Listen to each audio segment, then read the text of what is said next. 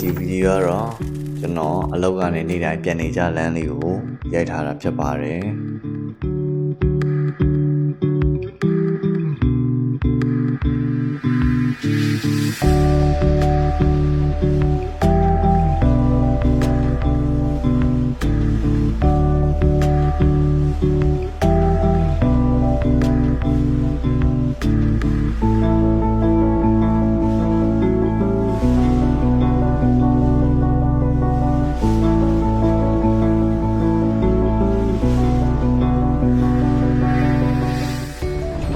ကျွန်တော်ညစာအတွက်7မှာဝင်ဝယ်တာဖြစ်ပါတယ်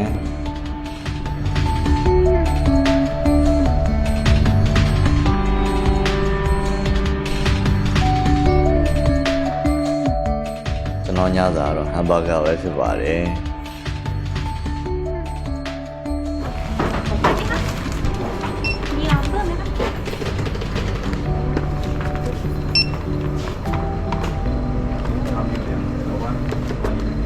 ဒီခဲထားတဲ့ဟမ်ဘာဂါကိုသူတို့အော်တန်နဲ့ထည့်ပြီးတော့မှနှွေးပေးပါတယ်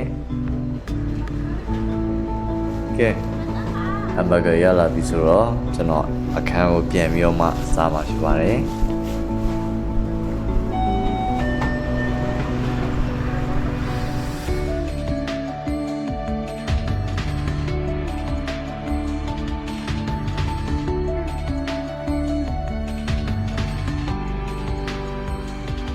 ကျွန်တော်ပြန်ရောက်ပါပြီဒါအခုကျွန်တော်လက်ရှိနေနေတဲ့အခန်းရဲ့တိုက်ပေါ့နော်